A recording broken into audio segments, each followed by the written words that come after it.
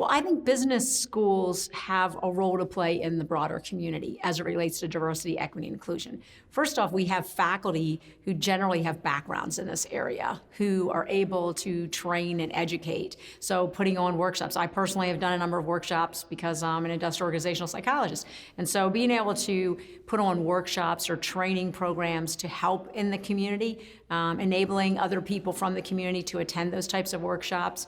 I know myself, and I have other colleagues that do the same thing, where we'll go to companies and we'll speak on these kinds of topics. And I think that's really important. So we can play a role in terms of helping to educate. I think we can play another role in terms of research with the community. So for example, at Villanova, we're partnering with Special Olympics on a whole research stream of understanding intellectual abilities and disabilities. So we can play a role in terms of training, we can play a role in terms of research progress that we're making, and also just by, if we're really educating our students the way we should be, then our students are going to have an impact on the communities in terms of the companies that they work for, whether they work for nonprofits or if they work for-profit organizations.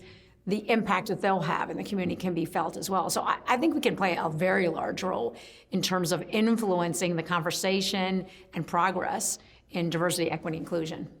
So I think it's very important to have good data when you're trying to figure out what the school should do as it relates to diversity, equity, inclusion. Because if you don't know where you are, then it's really hard to make progress. And I would say data as it relates to first just looking at what the percentage of various groups are within your faculty, within your staff, within your student populations, undergrads, grads, and then break it out from a number of different ways, what the promotion rates are, what the data looks like for applicant pools as you're bringing in more students, faculty, or staff. So I think you always have to look at data, then looking at data as it relates to an inclusive climate.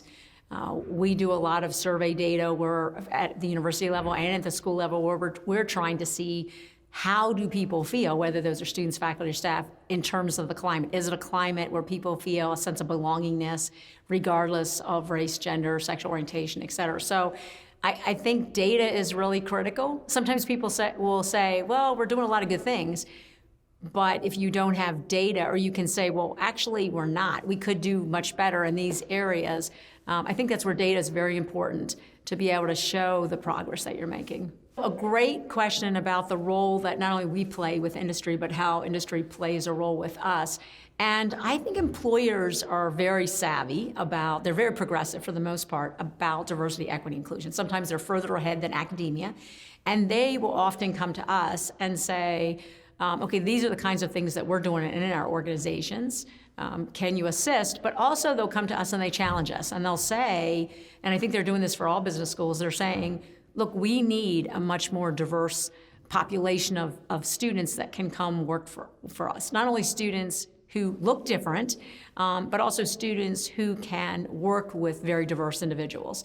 And that could be not only US, but globally, and that can work effectively in teams. So I think I think they do a great job, employers, about really challenging us in academia. And our job, of course, is to listen and to develop curriculum that meets their needs, as well as really ensure that our students are well prepared for future jobs and for future jobs with people not like themselves, for the most part. So I mean, I know at Villanova we have a lot of employer advisory councils, and they've been fantastic at really giving us good insight in terms of what we need to do to better prepare students for the future and for, companies.